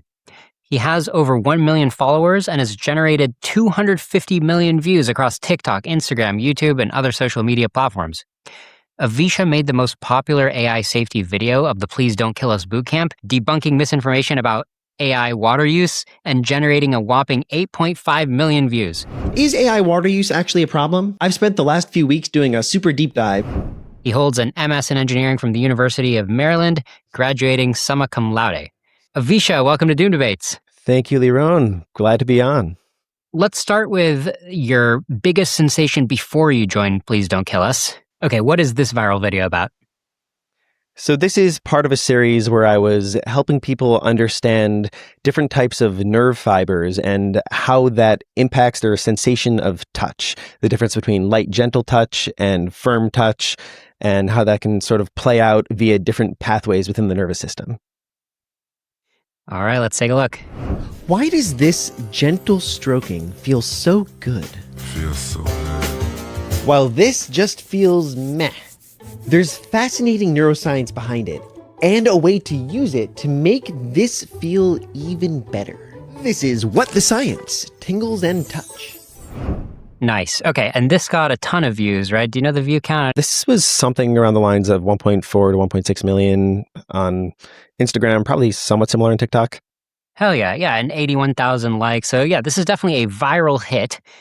And I guess people wanted to share it because this is like relevant to your life, right? This is like how to pleasurably touch people, how to touch your partner, right? So it's like news you can use, and it's like delivered in this very interesting style, and you're like building curiosity, right? So this is kind of like the pinnacle of using all your skills to make a viral hit. Is that fair to say? Pretty much. It's definitely trying to both educate, give practical applications, and entertain at the same time. Cool. Yeah, it's doing a lot, right? Just curious, when you make a video like this, the whole process end to end, how many hours are we talking about? Ooh, this is part of a series that I spent weeks researching because I had to read close to 100 different research studies on the topic of oxytocin and then different nerve fibers. And I'm sort of pulling together lots of different pieces of research across the spectrum and trying to figure out how to distill that down into a handful of videos, probably 4 or 5 that I actually ended up making, and then a very large amount of research that I didn't even include. And then that went into different videos, a longer form blog article and YouTube video, which actually still hasn't even come out because I got distracted. But the overall process, even for this video, is probably several days worth of research, filming, editing, all of that. Right. Maybe like a full-time week, that kind of thing, right? Like dozens of hours. Yeah. And then when you edit it, you're hyper-optimizing every second, right? Absolutely. And this one in particular, actually, I was editing alongside a video editor. A lot of the times I do it myself, but this particularly, even within the series, only one of them, I think, was with my editor. But I give extremely clear instruction around every a couple seconds around what I want, how I want to really try to optimize both education and retention. Got it. Yeah. I mean, you're such a scientific guy. Your background is science. You're like a science generalist, and you approach going viral on social media with a very scientific attitude. And you've got 476,000 followers on Instagram. So it definitely seems like you know what you're doing here. What's your motivation to do this? Do you just enjoy being like a science public figure? Really what I enjoy is being able to learn about tons of different areas of science and call that my job and then help talk to people about it. I like helping people really communicate and figure out how to take science and apply it to their life. So my content tends to be split between debunking misinformation and taking research and applying it to understand and improve life in some way. Nice. Okay, great. So it sounds like you're relatively well established as an independent creator, and you've also got this whole actual science business, right? So even if you couldn't create content, it sounds like your career is already really good, even putting the content creation aside. Compared to other people I've seen in Please Don't Kill Us, it just seems like you're much farther along with your career and your expertise. What did you think when you heard about Please Don't Kill Us, or why did you want to go do it? So I didn't really know much about it in advance. I got a text message from my brother, who's a little bit more dialed into the tech scene. And it basically just said, hey, here's a cool program that's starting. It seems like it's up your alley and you'd probably be a shoo-in to get in. And I looked at it. I looked at the basic homepage, didn't recognize any of the names involved other than Eliezer Yudkowsky and I guess tangentially Scott Alexander. And figured, hey, it sounds like a program where I could go and keep doing what I'm doing, but also be surrounded by other people making content and get to meet a lot of interesting people along the way. So it was a pretty low risk, high reward. I'm glad to hear Eliezer Yudkowsky has some name recognition, at least. Okay, so you land in the program and you actually got an award. What kind of award? It was for the clearest AI explainer video focused on X-Risk. Very cool. Okay, and there was a little bit of a compromise, right? Because other people were optimizing more for virality, and they barely talked about AI X-Risk at all, because that's not necessarily the best way to go viral. But you're like, no, I'm going to talk, that's my specialty is going to actually be AI X-Risk, correct? Yeah, when I was approaching the final week of the program, I was looking at all the award categories, seeing that Clearest AI Explainer was one of them. And that is what I do, is clear explainers of complicated topics. So I figured if I couldn't win that award, I'd be going home embarrassed. So I spent several days really trying to craft something that I thought would do a good job. Nice. All right, we'll take a quick look here. Apocalyptic visions of AI. How real is the prospect of killer robots annihilating humanity? 20% likely. I'm going to try to explain in as clear language as possible the steps in the reasoning chain that led over 1,000 of the top employees at all the big AI companies to sign a petition asking the United States government to support an international effort to develop the technical governance tools needed to deliberately pace the frontier of automated AI development. Okay, so this is kind of like 0 to 60, right? It's to quickly get somebody up to speed on what's even going on, correct? Exactly. And you personally, you've heard the name Eliezer Yudkowsky, but how familiar were you with the argument? So I've been familiar with the name Eliezer Yudkowsky for a long time because I read Harry Potter and the Methods of Rationality as it was being published chapter by chapter. Wow. And then as that was going on, I also went and read all of the sequences on Less Wrong at the time because I thought it was fascinating and I've always just aligned mentally with it. And then I hadn't heard anything really from Eliezer Yudkowsky since that point, other than some like random short form fiction, until I read If Anyone Builds It, Everyone Dies, like pretty much when it came out. So I was familiar with that argument. So you were well versed, right? And then you're basically like, well, I'm here at Please Don't Kill Us. Other people need to know the 3-minute Instagram, TikTok version of If Anyone Builds It, Everyone Dies, right? Pretty much. I was trying to figure out how can I take someone who their worry about AI is things like the economy and water when they haven't even thought about the fact that maybe this could lead towards the total destruction of our society as we know it. So how can I package that cleanly? Exactly. And this is a successful post. I mean, it's got 1,700 likes. That's pretty hard to get, and presumably tens of thousands of views. But I think we can also see it's just harder to go viral, right? Compared to your other hits, like about, touching your partner, right? It's just like this topic is like a little bit harder to break through on, huh? Absolutely. And I spent a lot of time over the program trying to figure out different ways of approaching this topic to actually get views. I think one of the big problems is there's many different levers you can pull to make a video go viral. And one of the big ones, it's either entertainment or practical usefulness. And for both of those, this is not really going to be very entertaining. Instead, the emotion it produces is negative, but not in a gotcha sort of way, just in a now I'm feeling sad sort of way. Most people hear about it and they feel, well, there's not really much I as a person can do.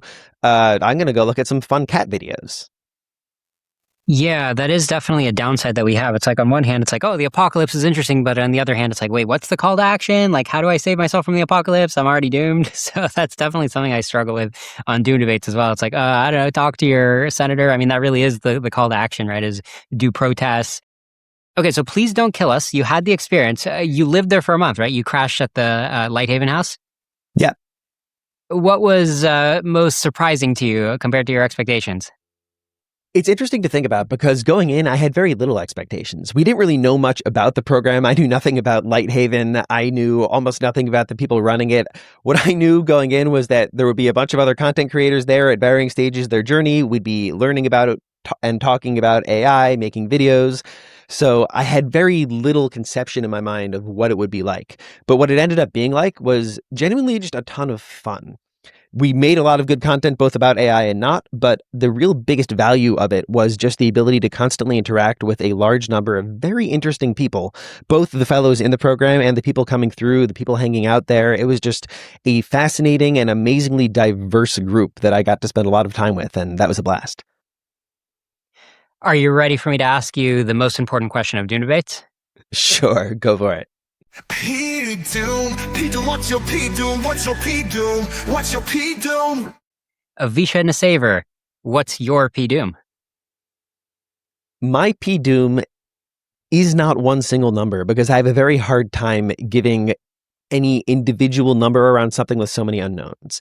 What I can say is that there's definitely a confidence interval that is in the probably low double digits range, like, centered around. But I would like to take a quick step back and say, I think a lot of the P-Doom numbers that people give are really conditional numbers that should be unconditional, in the sense that if someone says their P-Doom is 50%, then the way I interpret that for a lot of the people saying it is that's if we take the existing trajectory going forward without any sort of societal adaptation to it. And they're viewing it as like, what if this, if there is no change along how we're currently going, what's the odds that everyone dies? And I think the stuff that you are doing, a lot of people in the space are doing, the whole point is to try and get a lower hazard ratio as we go forwards. And that sort of has to be reflected in it. Like if you say there's a 50% P-Doom and that has not changed since you started this, then that's saying nothing you have done has made any impact because you don't think it's going low. But anyone who has a P-Doom of less than 100 is saying over time, we must be seeing a lowering hazard ratio. Otherwise, it would always be 100. Right. Yeah, no, that's a very fair analysis. And that's one reason why smart people such as yourself are like, why are we even talking about PDoom? But I'll tell you why. It's because there's a bunch of clueless people who will come out and be like, oh, it's way less than 1%. And so the fact that you're already having this conversation is already most of the answer I need. It's like, oh, okay, you're not a 1%er, right? Like you kind of acknowledge that it's in what I call the sane zone of like 10 to 90%, right? Like that's a totally sane range. Exactly. And even if we start thinking about just expected values involved, when you're talking about one side of the equation being total annihilation of human life as we know it, or in complete transformation and disempowerment, then that has to be weighted very highly. And compared to not doing anything, I think it incentivizes a very large amount of action as long as that is not completely like diverting the entire course of humanity away from all other actions in all other topics. Yep. All right. And so coming out of Please Don't Kill Us, did it make it more real for you? Because you lived with a bunch of people, at Lighthaven. There's a source of some real OG, hardcore, dyed-in-the-wool AI doomers. Do you think that rubbed off on you and made it more real for you in some sense? To be honest, talking with everyone there didn't really change my personal PDoom so much as it made me think about it a lot more. And made it a lot more just relevant and salient in my everyday life. So post the program, I'm a lot more likely to talk to other people about it. I'm a lot more likely to think about it and maybe make some actions in accordance with it, as opposed to before when I think my thought processes were already pretty similar to how they currently stand. It just wasn't as much relevant in my day-to-day life. What's a next step for you? Do you think you're going to be leaning into the AI X risk stuff or just go back to your focus before Please Don't Kill Us? It's going to be a bit of a split because I think the most effective communication strategy for most creators, outside of ones like yourself who have built a platform around really diving into the nuances around this topic, I think in order to address a wider audience, then what you need to do is take audiences that are interested in other things and periodically have them listen to a creator who they trust talking about something in a way that they can relate to, that doesn't overwhelm them and make them all sad, but instead just occasionally makes them think about it and really conveys in as concise a manner as possible something that might actually shift their opinions. So for myself, because my audience likes science, they like technology, they're interested, they trust me, I'm not going to suddenly make my content all about X risk, but I am going to periodically touch on this topic, cover emerging updates so that I can couch it in the realm of like, let's talk about this recent news and how we might want to think about it, or let's dive into some new research and in so doing, educate people a little bit more. But I'm definitely going to still be doing the majority of my content about other types of science because that's what gets my audience to follow along. Cool, man. Makes total sense. All right, Avisha, where do people go to follow more of your content? Well, just search for Distilled Science on any of the major platforms and everything gets posted everywhere. Solid brand. All right, you got this nailed down. Thanks so much for coming on Doom Debates. Thank you for having me. It's been fun.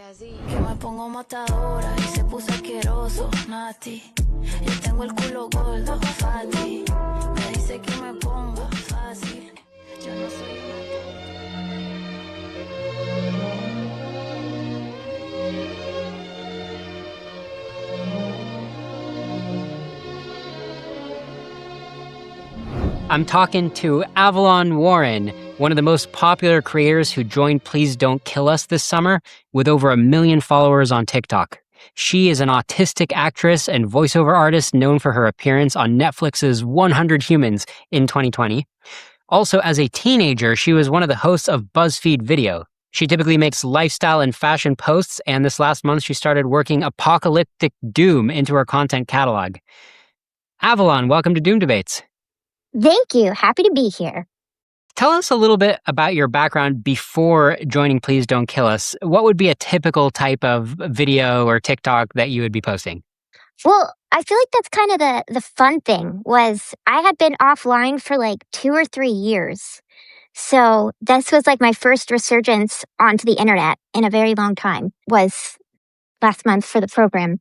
Before then, I did some like plant foraging content for a while, and then also some content about autism and food, and then just in between all of that, occasionally like hair, makeup, just life stuff. All right, so this is one of your most popular videos. It has 3.6 million views, almost 1 million likes, and you're talking about how to adapt a ballroom dress to be a warrior. How to prepare yourself for battle in a dress. Step 1. Find yourself a worthy warrior princess. That's me. Step 2. Bring all the fabric to the front. Step 3. Pull it between your legs. Step 4. Tie it around your waist. Now you're all set to fight some baddies. So is that basically representative of the kind of posts you were doing back before Please Don't Kill Us? I suppose. Over the years, there's been like many different eras. And so that was one of them. Nice. What is like the through line through all of your content? Or, like your creative theme or your core, however you describe it? I do feel like it was always important to kind of build a connection and community with people and at least try to put something positive into the world. Totally. Okay, yeah. I mean, and clearly it was working because you've got a substantial fan base, and that's probably what helped you be such a good fit for Please Don't Kill Us, right? I mean, they're trying to cross the chasm or, bring two worlds together, two worlds collide, basically, right? Which is AI safety, which is generally nerdy men like myself who don't know the first thing about fashion, right? This show is basically the only time you're going to see me wearing anything presentable. And then somebody like yourself who obviously knows a thing or two about dressing up and makeup. So the two worlds collided. You went to Please Don't Kill Us. So tell us about that. What was that like? What was surprising or interesting about it for you? Honestly, I think it was just like a really beautiful, special experience. And I have nothing but respect for kind of the creativity and courage and hard work it took to make that happen because, what do they say? Like, modern problems require modern solutions. And this was a very creative solution to what we're currently facing with AI. Yeah, the experience was like extremely wholesome. That's one way that I would describe it. The people that they brought together, we all just meshed so well together. Awesome. So now that you've done the program, where do you stand on the whole subject of like AI risk communication, right? What do you think a good goal for AI risk communication is right now?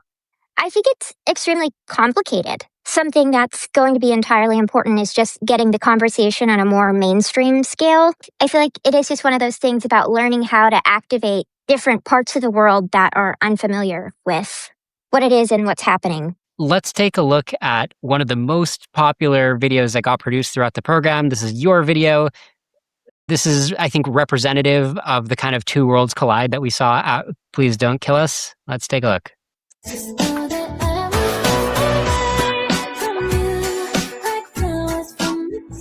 Nice. Okay, the piano riff there, that's like Britney Spears, that Hit Me One More Time, right? Yes. What does it say? Day 8 of dressing up because if the AI apocalypse is coming, might as well dress cute.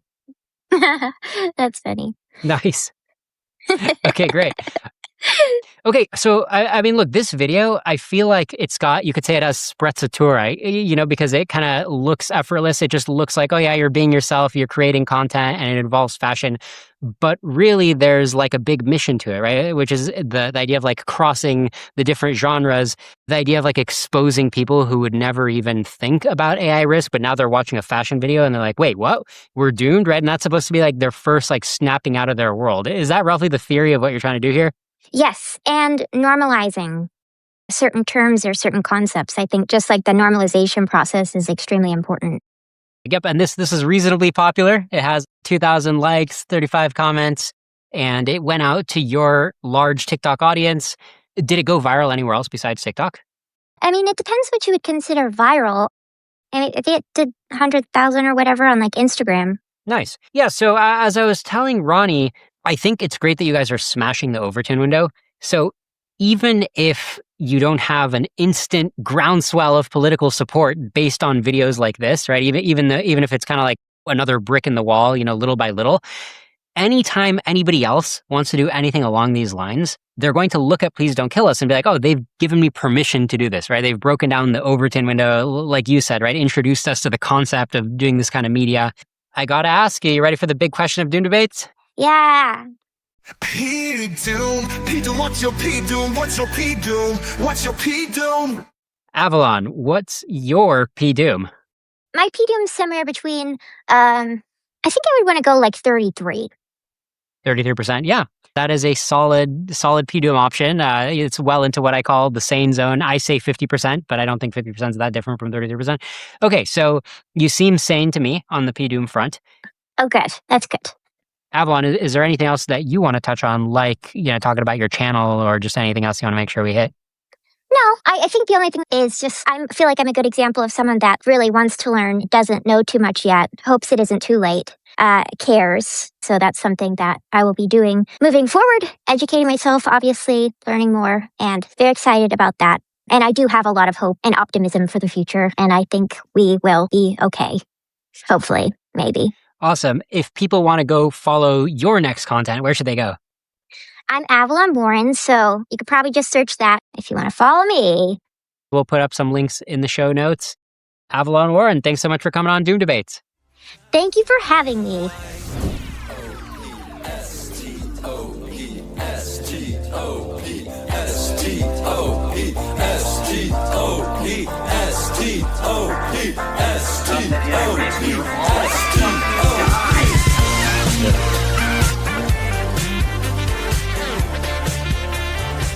All right, we're talking to Josh Thor, an independent AI safety creator who's been making videos for almost a year since graduating from the University of British Columbia with a degree in cognitive systems. He posts comedy shorts that expose uncomfortable truths about AI extinction risk.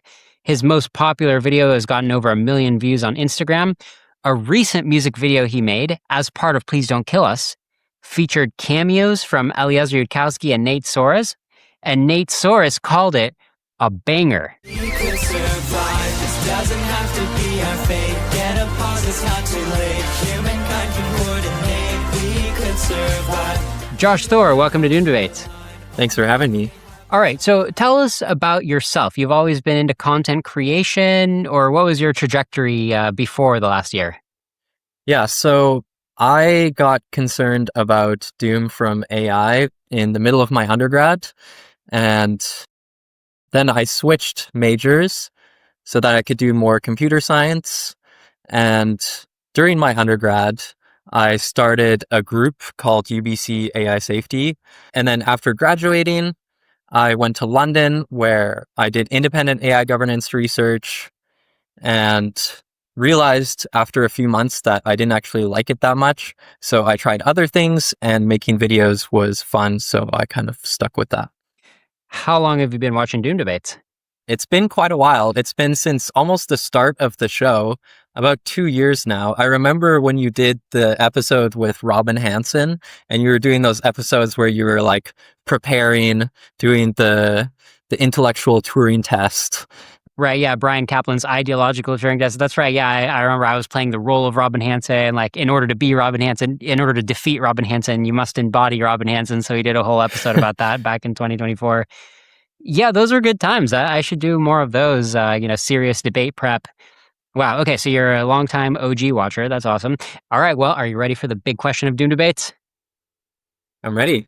P-Doom, P-Doom, what's your P-Doom, what's your P-Doom, what's your P-Doom? Josh Thor, what's your P-Doom? It's around 90%. Whoa, okay, that's very confident. 9-1 odds. Even I struggle to get quite that confident. Okay, so in a nutshell, why are you that confident? I think the book, If Anyone Builds It, Everyone Dies, is roughly correct. I can't see problems with the arguments. I can see problems with the counter arguments. And I mean, I'm not like that well calibrated. I've done some calibration training.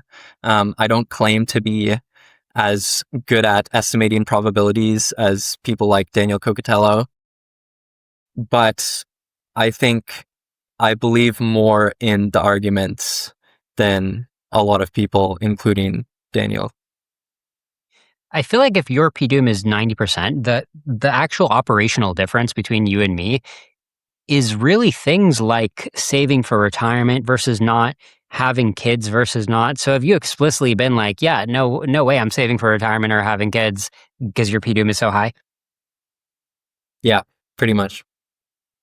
Wow. Okay. Well, that checks out. That checks out. I was just checking whether 90% is really meaningful, because it just seems like I always tell myself, look, I'm saving for retirement because I still think there's some significant chance we'll pull through. I'm not 9-1 sure, so I want to set up this backup plan basically if things work out. And you're basically saying like, it's not even really worth paying almost any attention to a backup plan unless it's like very, very cheap. Yeah. Okay. Wow. That's pretty wild. Yeah, I mean, I think there's still a decent chance that we get a treaty and that we get many more years to live at least.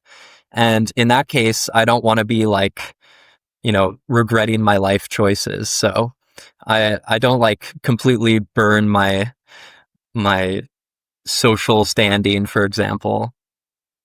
Fair enough. How did you originally get into being a creator? It was actually someone who recommended I try it after a talk I gave. They said that I was kind of funny, so maybe I should try talking to a camera. And I dug into it.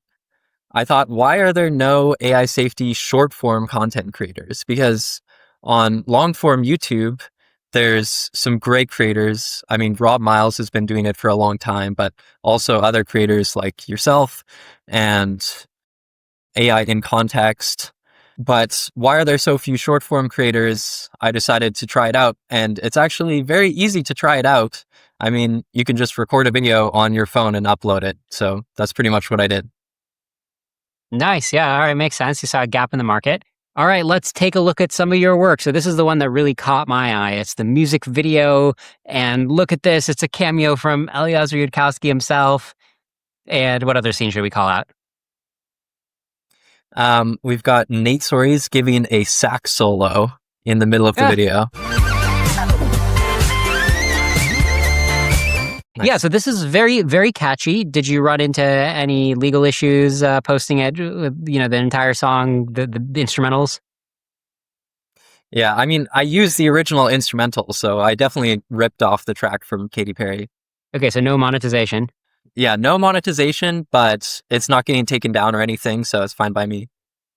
Also, near the end of the Please Don't Kill Us program, you came up with the original idea and drafted the script, and you filmed this video with Nate Soares that you call AI Danger, but you don't understand full sentences. Listen up. AI today, little smart. AI soon, big smart. AI not programmed. AI grown, like animal. AI sometimes commit crime. AI know it not supposed to. AI not care. Bad. This real story. Scary. This one went really viral, and it has that quality where some people like to dunk on it and be like, oh, come on, this is cringe. And other people are like, no, this is finally going to reach the masses. What have you felt as the reaction to it? Yeah, so I saw some negative reaction. Some people were saying, this is condescending. It's AI danger, but you don't understand full sentences. He's basically doing caveman speak in the video, like dumbing it down as much as possible. But really, the only ones I've seen saying that it's condescending are people who are worried about other people thinking that it's condescending. When you look at the comments on Instagram, I feel like it's really encouraging. The top comment is like, why isn't this common sense? This has been in sci-fi movies forever. So I feel like that's a huge win. He got normal people to think that basically his summary of if anyone builds it, everyone dies is common sense. Yeah, no, I agree. I'm falling squarely in the camp. Not cringe. It's good. I don't have any problems with it. And I do think distilling the argument down to this kind of caveman language, to me, it really shows the lie of all the people who are like, oh, only the experts understand this. If you're not an expert, you should be silent. You don't know what you're talking about. It's like, really? This caveman argument actually makes sense. It's a valid argument.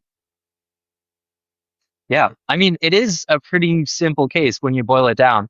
I wrote the first draft of this script, and I made it way too complicated, I'll admit. And then Nate came in and he did his own version, and it was like super solid. And I feel like he really conveys the core ideas while keeping it insanely simple. Let's talk about the program. What do you think are the strengths and weaknesses? I know this was only version 1, right? So I'm sure it was rough. I think it was a really good time, and the fellows generally agree that it was a great time. I think there were some weaknesses of the way the program was run. So one thing is they had this system where there was $21,000 of prize money you could win, and it was based on your entries into certain categories. Like they had the most viewed video, the best AI X risk explainer. They had 7 categories, but I feel like they kind of failed to incentivize AI safety content. Like they had 7 categories and only 2 of them were AI safety. And then many of the people who ended up winning money didn't really make AI safety videos.